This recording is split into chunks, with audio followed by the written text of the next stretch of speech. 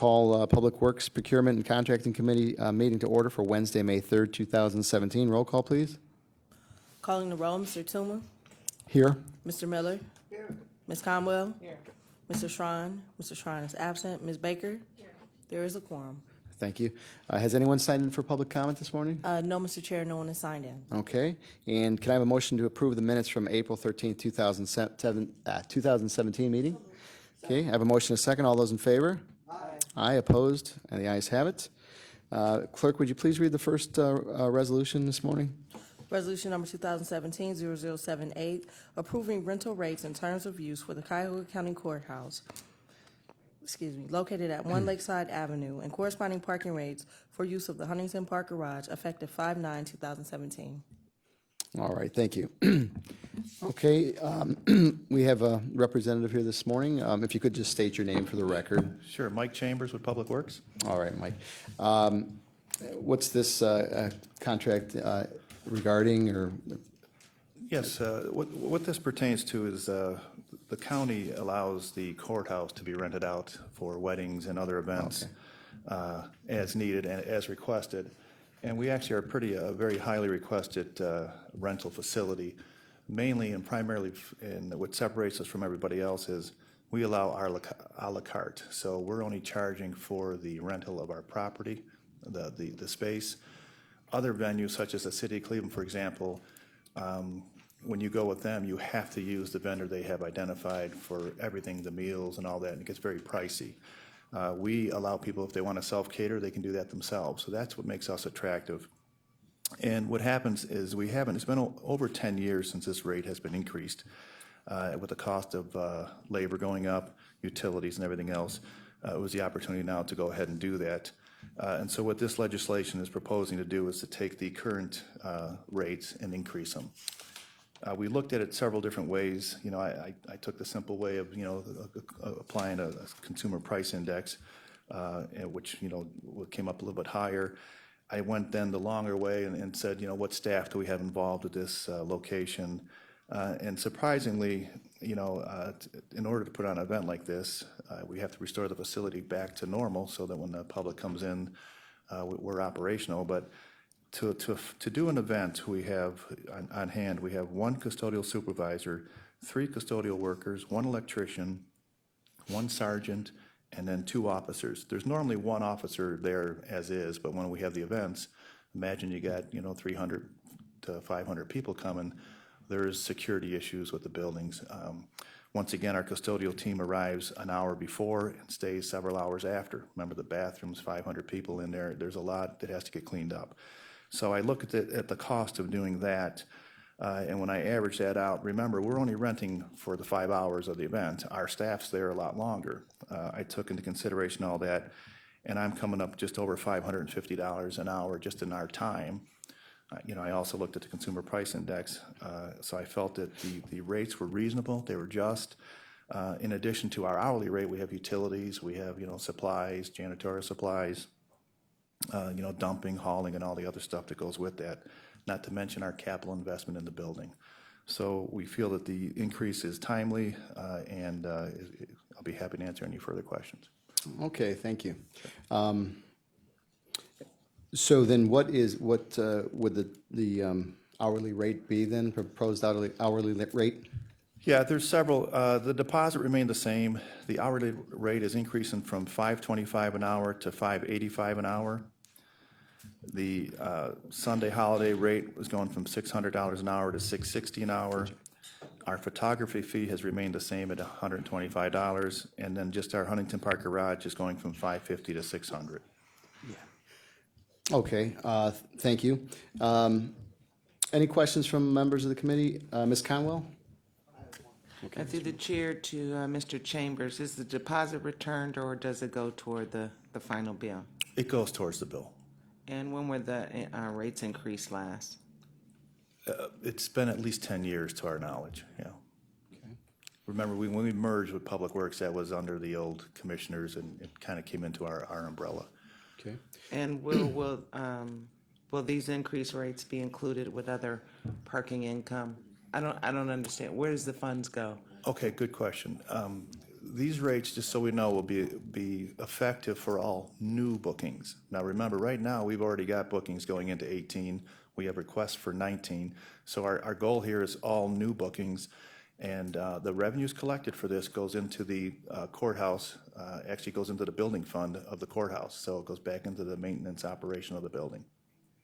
Okay, and so the primary use for these funds, are they ever utilized for any other projects or just? No. Okay, thank you.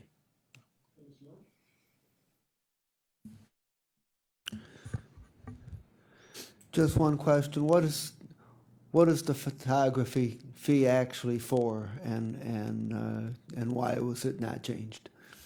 The reason it's not changed, and the photography fee is for if you don't want to rent our facility. A lot of weddings like to come in and take some pictures for, an hour, hour and a half. And generally speaking, there's always a security officer there, as long as we can prearrange through our booking agent, which is one of our county employees. We set that up a time, they can come and they can have an hour and take some photos. So we felt that was reasonable. We already had staff, and it's not like they're bringing in, alcohol and messes. It didn't require any custodial cleanup, so. Okay. Okay, Ms. Baker? Thank you, Chair. You have hourly rates for for everything but the parking garage. So how many cars does that cover, that $600 price? And what if there's other events going on? Is there any issue of not having enough parking? How do you deal with that? Once again, this is usually after hours and on weekends, so usually, there's no county business going on during the days. Mainly, our garage personnel are not even there. When we have these events, that's one of the reasons why we have that extra officer. They go ahead and open up the gate and just let them come in. So it's very minimal maintenance, and that's why we really didn't increase it that much. And then, obviously, if there is other events competing, that'll come into the future play where we're going to have to consider that. But right now, we're able to put them on the top, the top floor if need be. In the past, it was very convenient, especially if it was raining. We had that backdoor connection into the courthouse. Granted, there's been some, a little bit of issues with the construction and some small, problems there, but otherwise, that's the reason for it. Okay. Follow up, and I apologize. So this is just, as you said earlier, just the maintenance or the people that are there to make sure things go well, not the individual parking slots. Parking slots are included? Yes, the parking slots are included. Like I said, we're just going to open up the top level, make it easy for them. They can pull in. Our security will walk around as normal, and then we'll shut it down when they're gone. Great, thank you. Very low maintenance on that. One further Sure, question. Mr. Miller? I notice on this one and the next one, you're asking that these rates be effective on May 9th of 2017. Do you want these passed under suspension? Thank you for the assistance on that. Yes, I would, because once again, we're going into new bookings into the future, and we would like them obviously enacted as soon as possible. Please. Okay, anything further from members of the committee? Okay. Having had my wedding photos there many, many years ago. Oh, It was beautiful, beautiful for photography, it really is. So it's a great thing that residents of our county can come in and do that. So I think this is a fair increase after 10 years. Costs go up and supplies go up and stuff. Certainly understand that. So having Mr. Miller discuss the need for this being under suspension rules, could I have a motion for suspension of the rules on this piece? Okay, I have a motion. Could I have a second? Second. Okay, I have a motion and a second. All those in favor say aye. Aye. Opposed, nay. Ayes have it. Excuse me. We have the next resolution read, please. Resolution number 2017-0079, approving permit inspection and contractor license rates effective 5/9/2017. Okay, and an explanation of this particular piece of legislation. Yeah, once again, Mike Chambers of Public Works. This piece of legislation is similar. These rates have not been adjusted in a long time, obviously with the cost of labor going up. These are a little different than the courthouse. Once again, these represent our sanitary division. We are contracting with almost 40 different communities. And as the lead for these communities, anytime there's any work being done on the sewers, they come through our office for the permits and for the inspection. Thus, any revenue we collect here goes back into the communities that we are, doing the work for. Because our crews out in the field are charging their time to those communities, and thus this revenue is going to go back into the deposit. So once again, it's been a while since we looked at that, and we felt, once again, it was just and reasonable that these rates should go up. The current contractor license for close to 10 years has been $60. We're raising it to $70. The sewer permit was $210. We're going to $245. The mainline inspection was $310 to $360, and the overtime and hourly rate went from $58 to $90. There is a little note here at the bottom about double time. That was in the old legislation. That's to prevent people from illegally tapping in. It happens periodically. Our crews do go out there and they spot them, and there is a little bit of an additional penalty put on there for not following protocol. And be happy to answer any other questions you have on this. Okay, members of the committee, Ms. Conwell? Through the chair to Mr. Chambers, were the cities notified of rate increases and when? The cities, this is a county, the cities have never been notified via that. What happens with the cities is when we actually go out there and meet with them periodically as part of our program, but we charge them an hourly rate to do the work for them. Our hourly rate for our inspections right now is $70.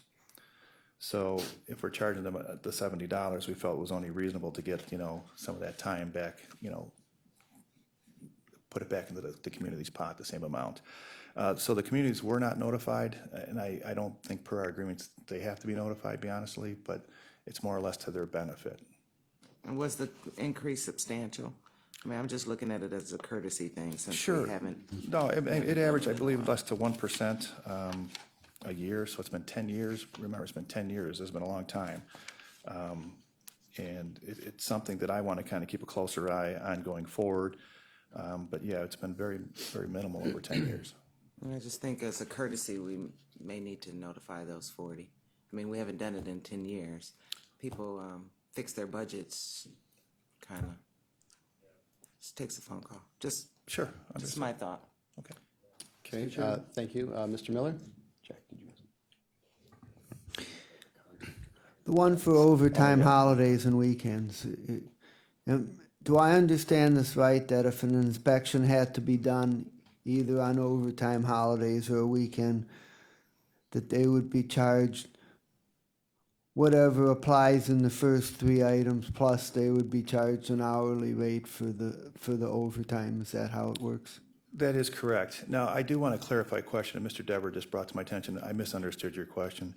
The rates that we're charging is not to the communities. We're charging the contractors doing the work. So this is going to the contractors. I apologize. I misunderstood the question. Okay. We're trying to look out for the community's best interest and make sure that, the contractors are paying it, but, we want to deposit that money back into the community's fund. So the communities are not paying this. So apologize for that. The overtime and holidays is to go back once again.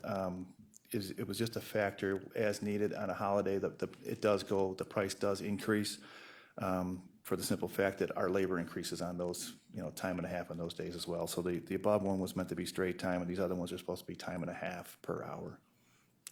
And the first three, are these also hourly, or are they just a straight amount? Yeah, the first three, they are hourly, and I'll give you a little, the first one is basically the contractor's license. I should probably have explained this briefly to you guys, but, there's over 200 contractors that are registered to do work on our lines, our sewers in the communities. On an annual basis, we want to make sure that they're bonded, they're insured, so we have to have them fill out the application. Our staff generally spends over 3 hours to do that. So we felt that the $70 was more than reasonable, to cover that time. The second one for the permit was Now, I'm sorry. that's a flat rate or per hour? This is the contractor license is just a one-time flat fee. Okay, Yeah, for the year. So each year they're going to have to renew that at the $70. okay. And on the sewer permit? The sewer permit, once again, that $245 represents the cost for the resident. So if we're there 8 hours, it's only going to cost them $245. That's the permit, because residential is a little less complicated. It's pretty straightforward. And once again, it covers, Any repairs done to the sewer, it's going to be performed under, our guidelines and our code. So if it takes us 2 days, it's still only going to be $245 for the resident. The last one is the 360 mainline inspection, and that's per day. And once again, they're a lot more complicated because these are bigger construction jobs. There's going to be a lot more people working on the sewer, a lot more documentation being done. And, that's why that rate is higher than the other ones. So we kind of separate out the contractor license, the homeowner, and basically the contractors as well. And on the overtime, holidays, weekends, that's the one here that seems like a really large increase in that it's over 50%. Can you explain why that is? And that's a good one. When I looked at the original one that was done 10 years ago, I had a little problem with that. I didn't think that was properly aligned 10 years ago, so I tried to make the correction this year. So I think for all those years, if you look at the rate, it just seemed, I think it was skewed from the beginning, and I tried to make the correction this time so it was more in line with the normal hourly rate of our crews, the time and a half. I just think that back in at $58 an hour, way back then, for overtime, when you put in fringe benefits, I just thought that was skewed. And how often does that come up? The overtime? Yes. Once again, I got to say that it's rarely, especially on the holiday. On the weekends now, we do have weekend crews going, but this is mainly our inspectors, and they're usually Monday through Friday. But it's probably special projects at the request of the contractor that wants us out there. But it's available to them so that if they have a project that needs to get done, we're there to help them out. This is the rate we will charge. Okay. Okay, Ms. Baker? Thank you, Chair. How do we compare with other counties?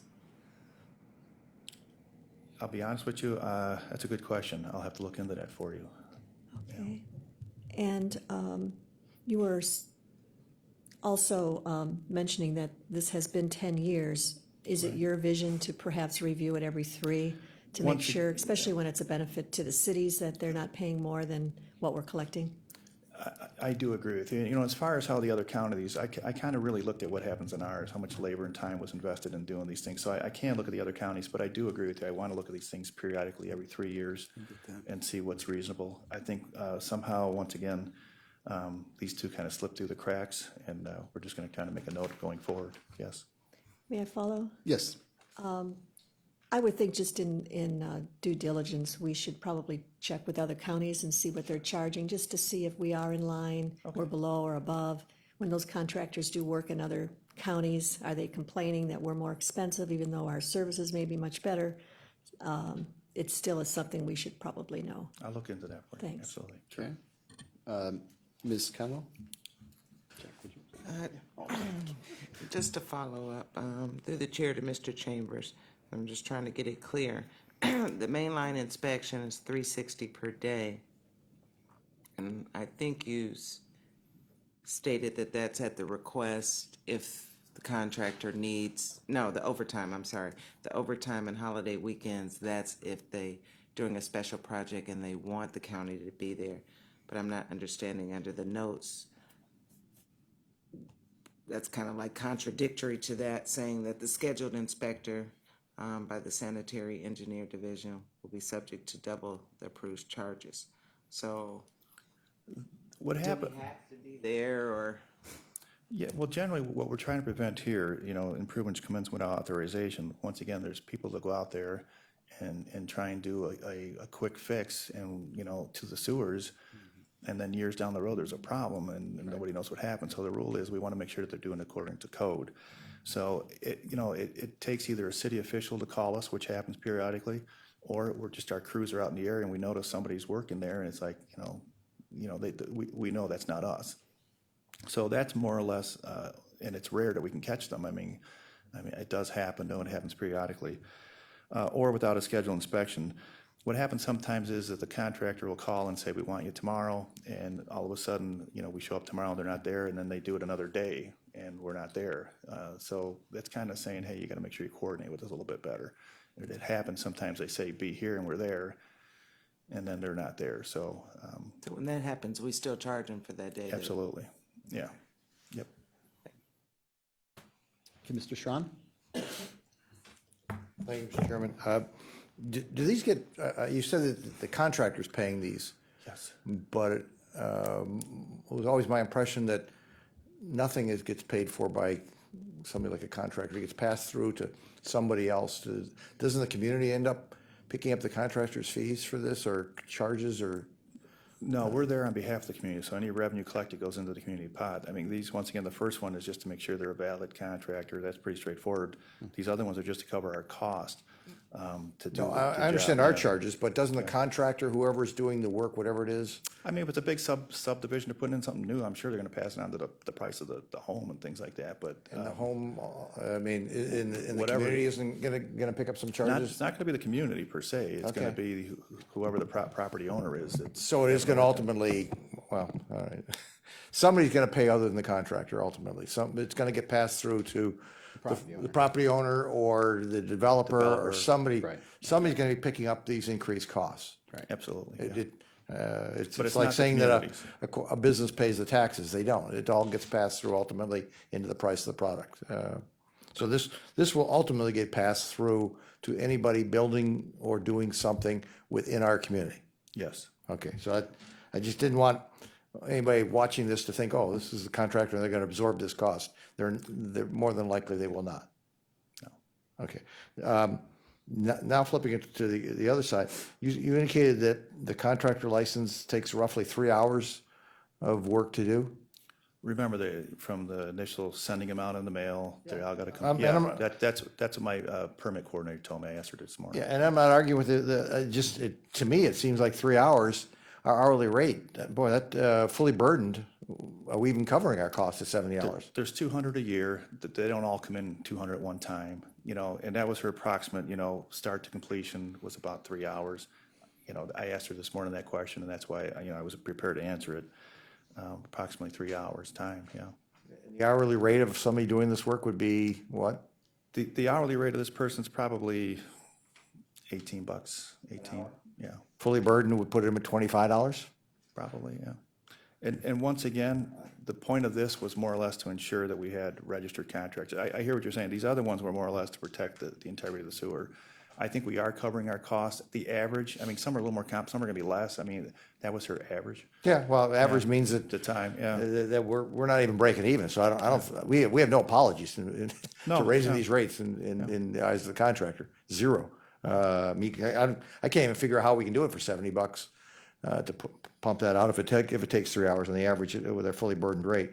And the same thing get down to the overtime. I know Mr. Miller was raising the issue of the $90 being a proportional higher percentage, but again, what's our hourly rate at time and a half, fully burdened for these, the folks that are out there on the job site? I'll bet they're not at $18 an hour. They gotta be bumping, I'll bet, much higher than that. They gotta be bumping the $25 to $30 an hour, or $35 an hour for that skill. Correct. And then you bump that with their fringe benefits, and you bump that to time and a half. Boy, I think that we're giving them a bargain on every one of these things, it sounds like to me, based on what it really takes, so. And I know that there was a question raised about what do the other counties do?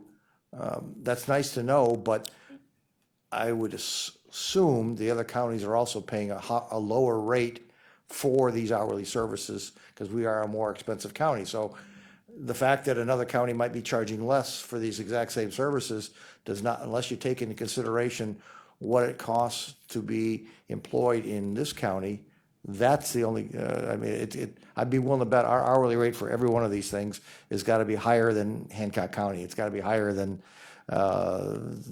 some of the other rural counties out there. So I think we need to be really conscious that we don't get put in a box that somebody says, well, Ashtabula County only charges this much, because I'll bet our rates for the on-the-job site for this overtime, physically, the hours we're paying per employee is higher than that out there. So my other suggestion would be, if we want to build in what Ms. Baker's suggesting is perhaps we build in a cost of living increase into these that says that every 3 years, whatever has gone up in the cost of living for these 3 years, based on the gross national product as far as the pricing or whatever is going on, that 2-3%, it would get built into it, and every 3 years we're going to bump it. And so there's not even a question having to come back and remember.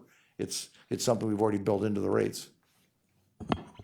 Good morning, everyone. Michael Dever with Public Works. Those are very valid points, and I tend to agree with you. I think maybe we should do that and build it into this, and I would almost open that to a suggestion to amend what we've presented to you today. Many of these contractors, the point about $70 to process the document, many of them are legacy contractors that have been family after family, so a lot of that documentation is in place. We'll go back and review that 3-hour time frame to do this. Those 200 contractors, I would estimate 90% of them are legacy contractors that we've been with for years, family after family. So the documentation, I think, is probably pretty valid. There's a few new ones there. The time and a half rate for our employees, they're about $24 an hour per each employee and whatnot. Time and a half, all of the benefits and everything like that. So we probably need to do a little bit more digging into that to make sure that we are charging accordingly. It is passed on, these charges, ultimately back to the resident and whoever. But I think it's few and far between is where we have these bad contractors that are out there causing issues and that we have to follow up with them. Because when we do identify them, and there are those 5 or 6 that you know of, so we actually do have our antenna up and we're well aware of them, that they're out there. So I think we actually pay a little bit more attention to them. But in regards to the increase, based on cost of living, I think that's a great suggestion, and I think maybe we could add this to it and add it to the legislation. Well, why don't you at least take a look at that and see whether or not you'd have some language that would make sense. I'd be happy to be the moving party on that and to build it in so you're not coming back to this, Bob. We don't have to remember in 3 years to do this. It's in there. There's no surprises, there's no shock, and I think it can be done. And by the way, you're a bad actor, you're only charging double. I got no problem with charging much more than that for a bad actor who's doing something improper. Well, those bad actors too, excuse me for interrupting, those bad actors, those are the ones who will pull the license. Yeah, we have And that. You have that. if they want to continue to work in these communities, you take the license from them and all of a sudden their livelihood is about to turn upside down because we are overall, I mean, we're in 39 of the communities and approving licenses for those 39 communities. So this will hit them hard if we pull a license from them. That's not part of this conversation here. You have the right to do that irrespective of of whatever goes on here with the rates. That's true. Which I assume, and I hope you do that for the bad actors. But you also have a double charge. It sounds like for the bad actors too, and in the way this is worded. Having said that, let me throw this back to Mr. Dever then. I mean, so would you prefer that we hold this legislation till you go back and put the amendment on? Or do you want to just amend it now? But I don't know if you have. Just make the amendment. Yeah, our hope is that we can make the amendment now. So the language specifically about the cost of living, building it into this document. Can I throw out another suggestion, Mr. Chairman? Sure. That is, we voted out, and you have the amended language prepared, so when it comes before the full council, we can introduce that way you have time to think about it, write it correctly, make sure it covers because whenever you do one of those cost of living things, you want to make sure it's a measurable report that you can look to, that everybody understands that that's an easy one to look to, whether it's the producer price index, the consumer price, just whatever you want to use it, lock it down, and that way you've got it clearly defined. And I think we could still do the amendment on the floor when this thing comes out for the next reading. I'm amenable to doing that. That way you guys can have an opportunity to do your due diligence, like Mr. Strawn said. That sounds great. I appreciate the guidance. We'll be able to do that. So then having said that, we can still do this under suspension then. Yeah, absolutely. So that's not an issue. Okay, so having done that, could I have a motion for a second reading suspension So move. and a second? Or do we have, We have to amend it first? No, you're gonna amend it at the At council the meeting? actual council meeting is when Yeah, we're so gonna do you that. Yeah, go down. so we have a motion and a second, everybody understand? Okay. To. The burden's on your part to get that language there. this along. If it's not there, shame on you guys. Understood. Yeah, all those in favor? All those in favor? Aye. Aye, opposed, nay. The ayes have it, and we'll look forward to having the amendment on the council floor at the next meeting. Thank you. Okay? All right. If we could have a reading of the next resolution, please? Resolution number 2017-0081, making an award on requisition number 39147 to Union Industrial Contractors in the amount not to exceed $14,891,604.32 for rehabilitation of Highland Road Bridge numbers 156, 157, 158, and 226 over Euclid Creek in the city of Euclid. Okay. We have Mr. Marquardt here, if you could. Hello, Dave Marquardt, Department of Public Works. This project involves rehabilitation of 4 Highland Road bridges.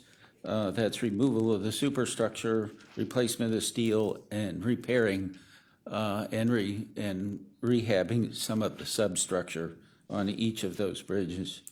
Bids were opened on March 15th, 2017. 4 proposals were pulled from the Office of Procurement and Diversity. 1 bid was received.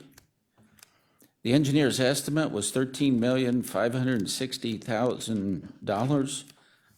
We're recommending an award to the lowest and best bidder, Union Industrial Contractors Incorporated, at $14,891,604.32. Which is approximately 9.8% over the estimate. The project is in Council District 11. The anticipated start and completion dates are June 5th, 2017. The completion is estimated at November 8th, 2019. The project is federally funded, therefore ODOT set a 10% DBE goal. Union Industrial Contractors is certified as a DBE contractor and met the ODOT DBE requirements. Funding for the project will be approximately 53% federal funds at $7.8 million, 7% Ohio Public Works Commission issue 1 funding. It's at $1.1 million.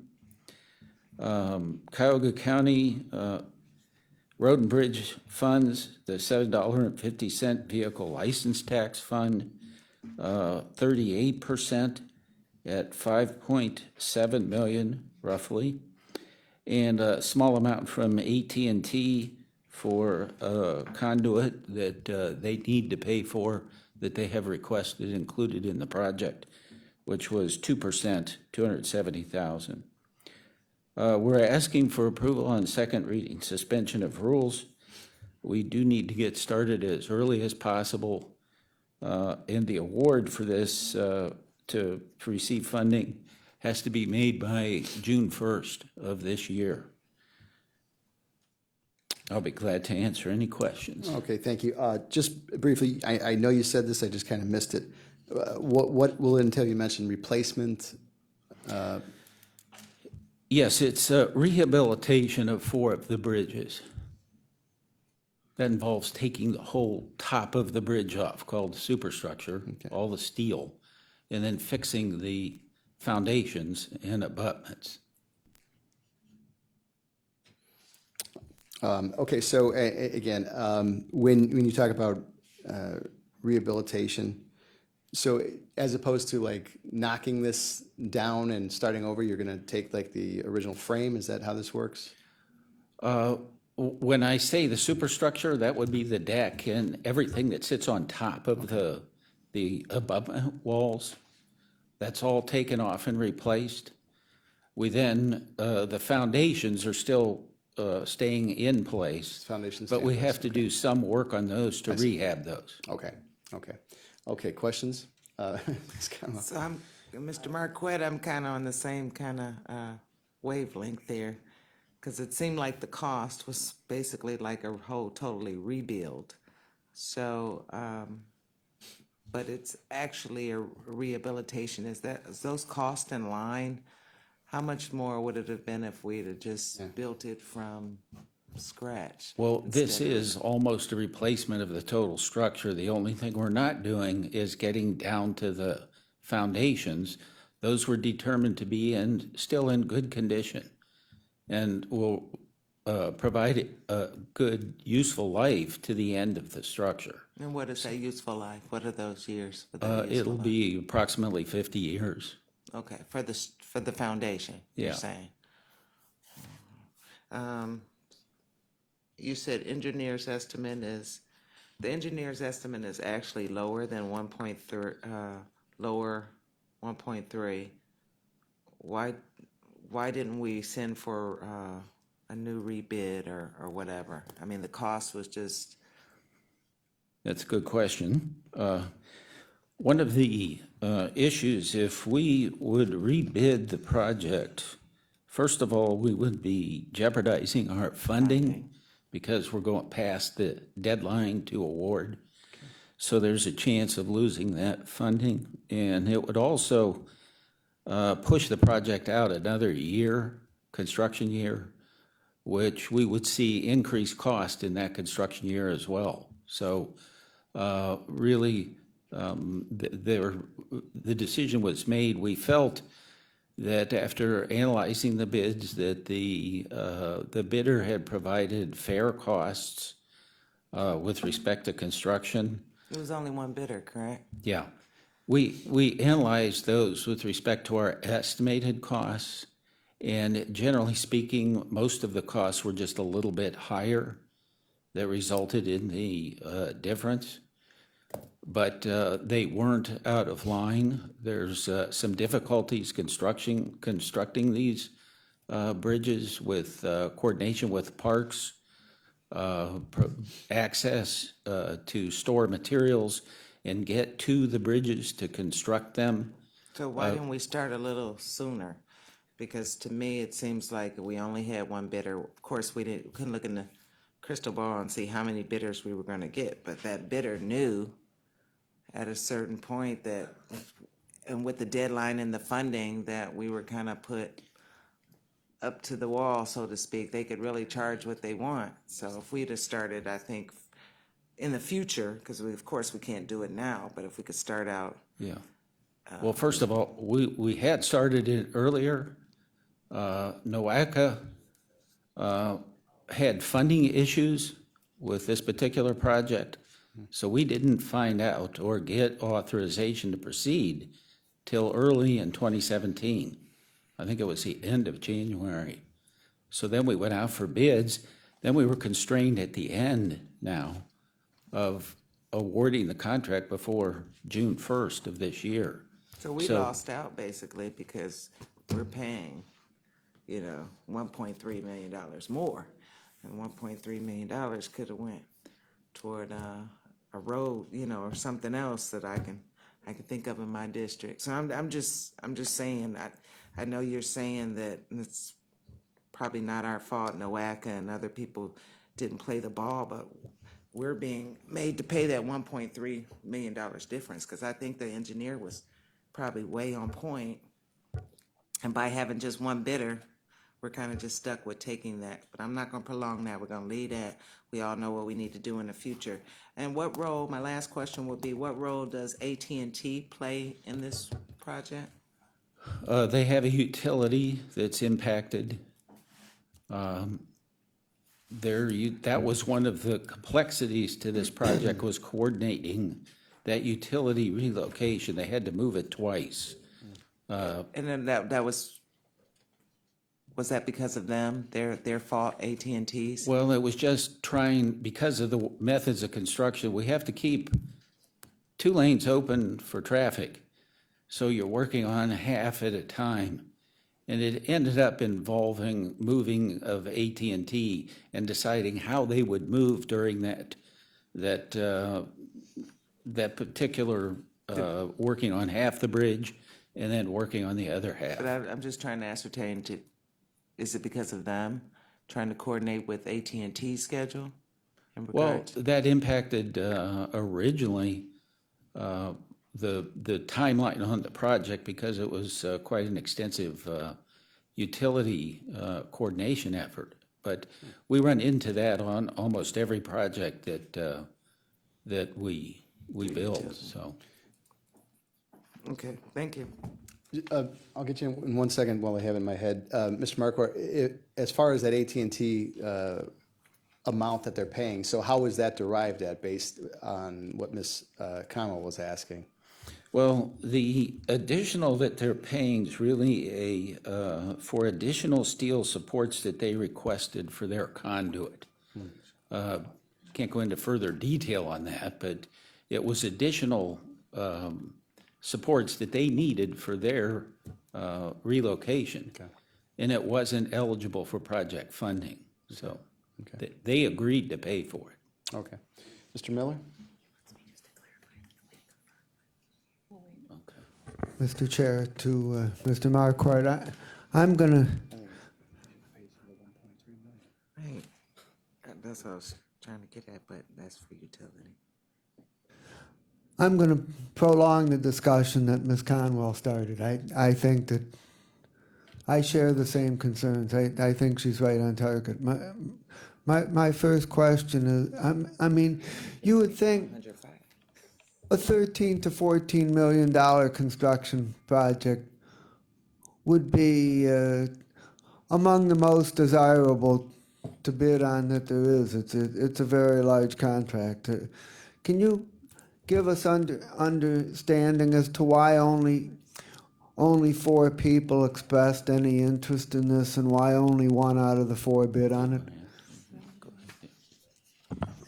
Our understanding from Nicole English from Public Works, our understanding from talking to some contractors it's kind of in a funny spot. It's too big for the small contractors that do a lot of our culvert and bridge work because they can't bond this high for all of the bridges to be done at once. And it's too low for the really big contractors that work on highway jobs and do ODOT work. So it's a funny, it seems like a high amount, but it's in the middle for the contractors that we're used to seeing. We did see competition. We saw many questions that came in through the contractors. So I do think the contractor that submitted felt he had competition coming in because we were seeing questions coming from other contractors. So he didn't feel he was by himself coming in. But in the end, when we opened it, there was only 1 that actually bid. The job does have tight constraints. Because of the park, we have permitting issues that we can only be in the park for 6 months at a time for some of the bridges. So they have to get in and out quickly. So it's a complicated project. Even though, it's a good dollar value, which some of that might come to the higher bid than the engineer's estimate, because the engineer is estimating mostly how much the material costs, how much it takes to do the work. They don't necessarily know on the contractor end the risk they're taking with those timelines and everything. So while it's high, we still think it's applicable. We think it's, ODOT also has to review it because it's federal. They said go ahead with the award. So we want to move forward in that manner. I just want to touch back to the NOACA piece. NOACA, for the people who sit on the NOACA board, they might understand they're under pretty fiscal constraints right now, which, we're not thrilled with either. We've been pushing them to get a little more balance. This project had been planned. They had committed to it 6 years ago. It had been on the fiscal year. They did not have identified funding for it. They didn't have enough money in their pot to go this fiscal year. And we pushed that. We said, we have to do this bridge, these bridges this year. We've committed to it. Our permits are going to expire if we don't move. So they actually went and borrowed money from another MPO to get it done this fiscal year for us. So they were in some bad shape financially, and they did not have the money identified. They were going to go for a state SIB loan, and the SIB bank was out of money, and so they couldn't borrow on this one. And so they were somewhat, trying to come up with creative ways to finance, and they were able to go to other MPOs and borrow. The other MPOs were not using their allotment in the right fiscal year, so they were able to take the money from them. And then as soon as the fiscal year changes, July 1, they'll pay them back. And what was that rate? What did they borrow? What was that amount? I think they borrowed for no interest. This full $7.8 million they had to borrow because they did not have it in their budget. So even though they commit the project to us, it's in the transportation plan saying it's going to come this fiscal year. They were still behind the scenes trying to figure out how they were actually gonna fund it. So we were just sitting, waiting with the project to file until they said go ahead. And as soon as they said go ahead, we ran with it. I mean, we got it out. As soon as the bids came in, we've been processing the contract as quick as we can. I know Councilman Schron thinks it's still long from when the bid opened to now, but this one has been on a foot race to get here, because it has to be done and ready to go back, signed to ODOT by June 1, so they can file before July 1. So to basically, if take that money. if I vote no on this project, it's, you know, it's gonna mess up a lot of people that did a lot of stuff. I just, Right. you know, it's, Yeah, we understand. I mean, we didn't like the bid coming that high either. so somewhere in the link of chain, we can't put ourselves boxed in where we pay something like that, because the engineer, to my understanding, has been on point on most projects, and I do understand your explanation in regards to, you know, maybe the complexity of this project. He didn't factor all those intricate details in, but Yeah, we have been pretty good up to this point. Our engineers' estimates have been right. somewhat right on, so we've been So good the up to this flags point. wave to me when we talking $1.3 million. What could $1.3 million do? Yeah, we know. Quite a few. Director Dever knows, 105, right? Director Dever, that can, so, Mr. Thank you. Chairman, may I continue? Okay, Mr. Miller. Do we have any understanding of why the three bidders that took out materials and came to the bidders conference didn't end up bidding on it? Good afternoon, Lenora Lockett, Office of Procurement and Diversity. We did hear back from 2 bidders. It's our normal process that if we don't receive at least 3 bids, we go back and try to get feedback from the vendors that took out bids or proposals to ask why. We did hear back from 2 bidders of the 3 that didn't bid, and it was consistent among both of them that it was the complexity of the project, the permitting, the utility coordination, and also just on top of it, it is a bridge. So there's a smaller pool there than a simple road project. Okay. And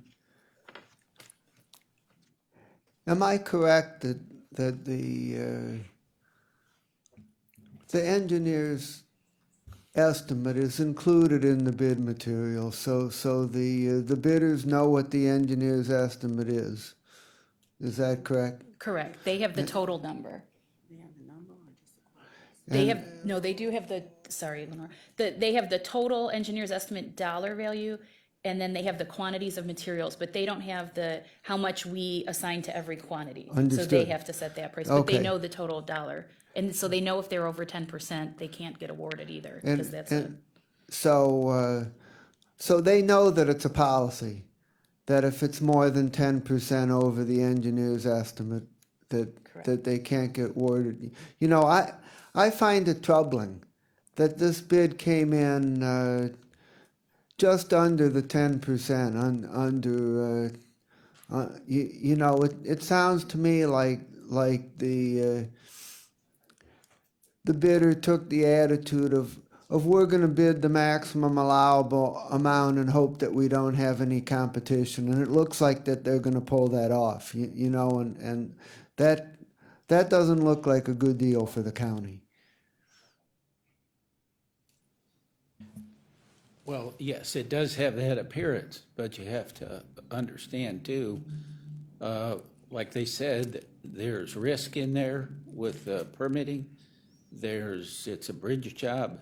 There's utility coordination. The coordination on this one with AT&T was much more involved than on most of the projects that we've had. But they may be pricing in there some of their risk as well. The other question I'd raise is about am I right that when you sent out this bid that this wasn't a good time to bid? Because at that time of year in January or February, where you put this out, that that most of the contractors had all or a lot of their work for 2017 already set, and that you're likely to get more competition if you bid this out in the summer or fall for next year as opposed. Am I right or wrong about that? If I'm wrong, tell me I'm wrong. Well, there's a possibility, yes, but from what we heard from the ones who didn't bid, it was more other factors than it was the time of year. So if we did rebid, if we cancel this and tried to rebid, we lose all of our permits. We have to reapply for permits. There's an extreme cost to that. Design cost. There'll be a construction cost increase, which we've been seeing sometimes in the 5% range over a year. So that's what went into the thought process on proceeding with this was even if this is somewhat higher, because we only had one bidder, we're probably still going to be at that number or possibly higher if we wait to bid it. So, and we know that during the pre-bid process, there were multiple contractors who attended the meetings, so there was no indication that there would only be one bidder at that point in time. So taking those things into account is the reason that we've brought it to council. Now, am I correct that for us this is a large project? I mean, I don't remember very many of this size. Am I correct about that? Yes, it's a large project, yeah. Well, I think that going forward that we have to single out our large projects and give them special attention as to the timing, the effort that's made to generate competition, and that we got to try to avoid situations like this. You know, I think if we could have generated real competition on this project, we probably could have saved at least $500,000 and maybe $1 million. You know, I think that we got into a situation where, and I wouldn't be surprised if the bidder was able to gather some intelligence as to what other people were doing and knew that they had a pretty clear shot. And you know, I think we got to try to prevent situations like this. I think we agree. We were ready to bid, in the fall, early fall, and with this NOACA issue with the funding, until they tell us we're allowed to bid, to put it out, we can't put it out. So we were somewhat, we're not trying to just blame them, but again, they're providing almost $8 million of the funding. If we went ahead without their okay, we would jeopardize that $8 million. So we were somewhat between a rock and a hard place here, that we were ready, but we had to wait, and then our permits were expiring, so to wait a whole nother year would have given us some added costs too. So we had to weigh all of our options. We tried to do what we thought, would be the best for all of the situation. One final question, and then I'll quit. The final question is what's the condition rating on this bridge and the level of urgency? Well, I think that the level of urgency, I think they're rated at a 4 on the general appraisal, which indicates that they're in fairly poor condition. So if we would have waited, we're now talking about bridges that deteriorate and require posting and restrictions. So we did need to move forward with the project. Follow up, Mr. Miller, you finished? Okay, thank you for the series of questions, and good Chair. questions. Ms. Baker. Yeah. Thank you. It may be an out-of-the-box question and maybe not within our parameters to do it, but I'll ask.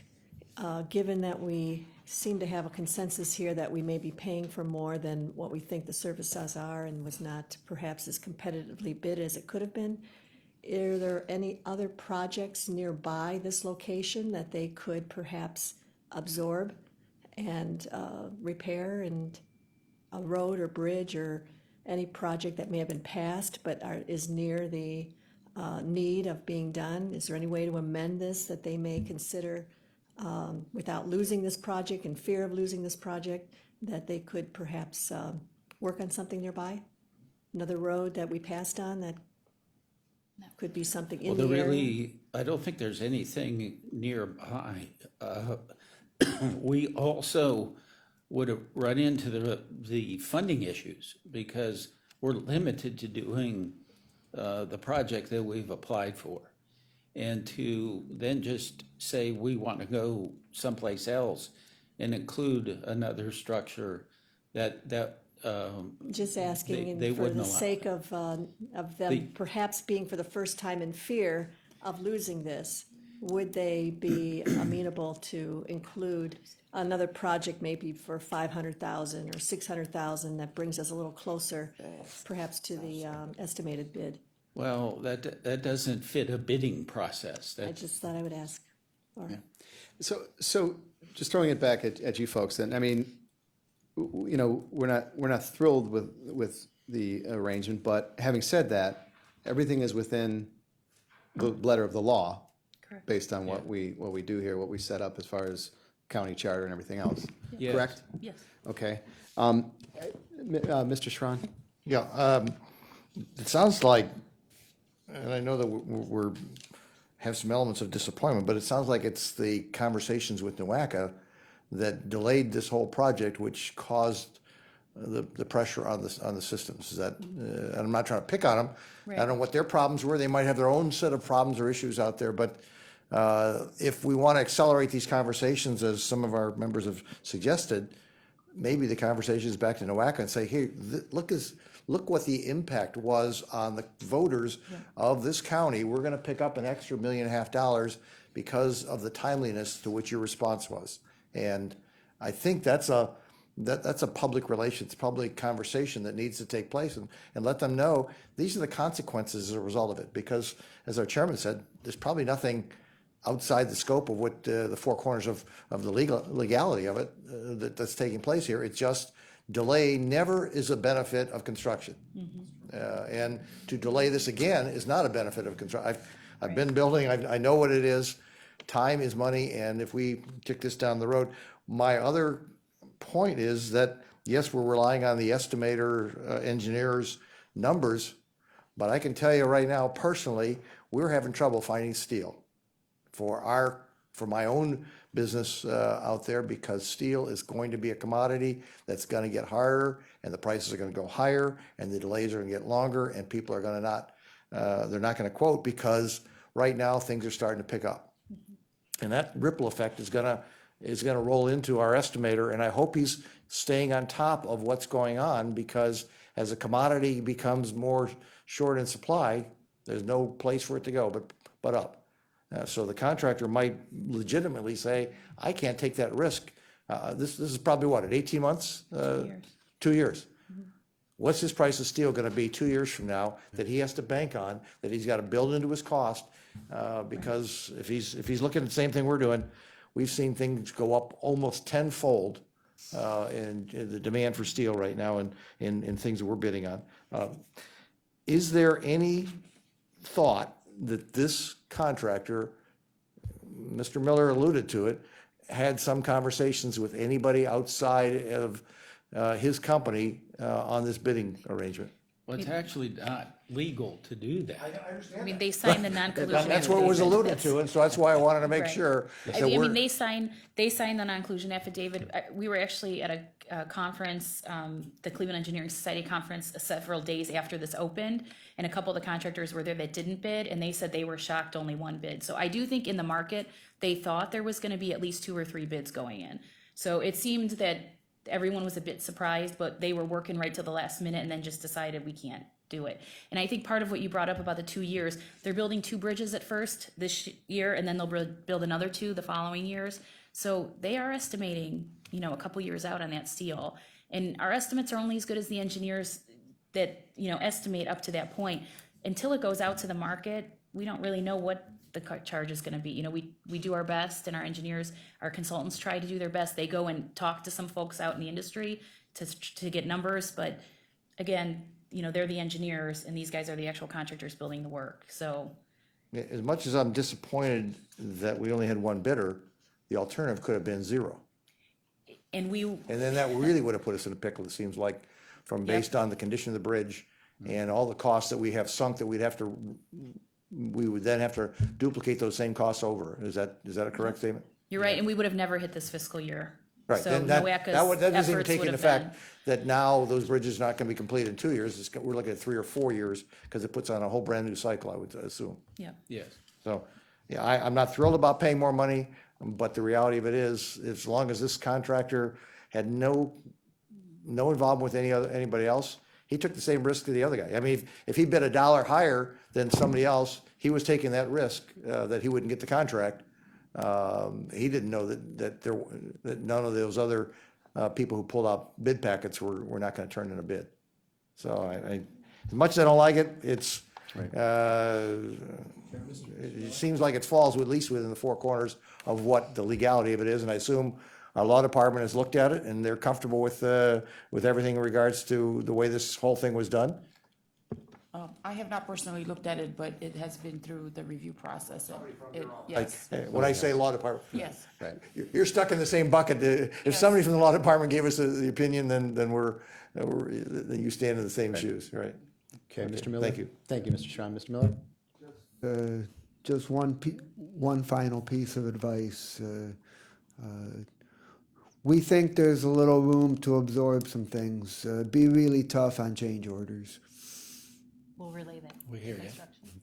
Thank you, Mr. Miller. So cutting to the chase here, so the level 4 urgency in terms of having put this through another reading or on suspension of rules, what are you guys looking for here? They want it right now. We'd prefer suspension of rules because we need to get the signed contract back to ODOT before June 1. Okay. So just knowing how long after you guys pass it to get the signed version. Okay, and of course, having gone through what we just went through for the last X number of minutes here, that's why I'm asking. I want to make sure everything is on the up and up and done properly, and, we feel comfortable about moving forward. So, we have a motion for suspension of the rules on this. I would just add that there aren't gonna be any losing bidders that are gonna file a complaint, so we don't have to worry about that. I'll reluctantly move that we recommend this for approval with a request for second reading suspension. I'll reluctantly second, but we will. Thank you. Okay, I have a reluctant, no, we have a motion for a second reading suspension and a second. All those in favor say aye. Aye. Opposed, nay. We do have a nay from Ms. Conwell. We'll note that for the record. The ayes have it. Okay, thank you. Is there anything else miscellaneous business before the committee this morning? Yes, Okay. before Mr. Jeevers leaves. Okay. My request for at least the consideration of an amended piece was not at the exclusion of Mrs. Baker's request about getting other county information and things of that nature. I didn't want to think that that was an either or. That was a completely separate request that she had made about on the previous legislation dealing with the dollars and what are the rates and things like that. Understood. Right, I would appreciate that, because Yeah, even though we do have very valid reasons as to why we may be higher, we should at least know when contractors come in, we don't hear from another source. Well, do you know that it costs this much in this county, and we can come back with a good reason why? Yeah, It's no, just that good was to know. clearly understood, and Okay. we'll have that, and Mike Chambers is going to be busy. Okay.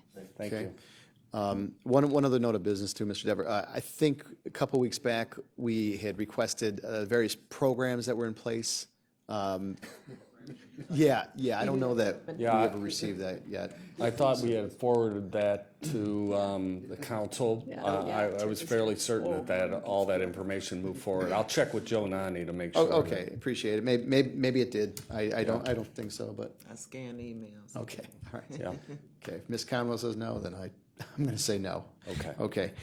So that's that. Thank you. Can I ask him a question? Sure. While you're up. So just to reiterate, Councilman Miller's, because you might have more questions at council in regards to this, this contract that was just passed out of committee. It was the first time that this has happened, but I agree with Councilman Miller that for the larger projects, we should have some kind of timeline, some kind of policy of how long that's going to take. Right. Well, I think the biggest issue here was the NOACA issue. That's the elephant in the room. That tied our hands because we were ready to go back in the fall, back in So August. we're paying the 1.3, so. Understood, maybe understood. NOACA can And pick up as some a extra board projects. member at NOACA, I'll share that. We have on our, actually our tip for the future, there's a significant project at Rockside Road now that is, we've been already hired a design consultant for it, and we're designing these bridges on Rockside Road, and now the funding is not available for those projects 4 years out. I've already brought this to concern with NOACA, that how that got pushed off the calendar of NOACA, and that it needs to come back on. So I brought that up at our transportation committee, and I'm gonna bring it up to the full board. So we're very much aware, NOACA needs to work within the parameters that were set for all of us, and to make sure that Cuyahoga County is as the largest county, that they pay attention to our needs here in the county, and that's a hot item for us right now. And Mr. Dever, maybe going forward, if an issue like that does arise in the future, maybe county council can be made aware that, hey, listen, we're having this situation here. Chair of Public Or at least, Works should the be- chair, maybe. So we have an understanding going forward, say, hey, Right. this is coming down the pike, this is why this is taking long, this is what is happening so far. So Yeah, so we're not just hit with this. there's a lot of funding issues going on there at NOACA, and we're very concerned about it. Okay. Anything else? Executive could get engaged in it too. Oh, very much so. He's aware of it. Okay. All right, anything else from members? Okay, seeing none, okay, thank you, Mr. Dever. Has anyone signed in from the public this morning? No, Mr. Chair. Okay, seeing none, could I have a motion to adjourn? I have a motion and a second. All those in favor say aye. Aye. Opposed, nay. Ayes have it, and Public Works Committee shall adjourn.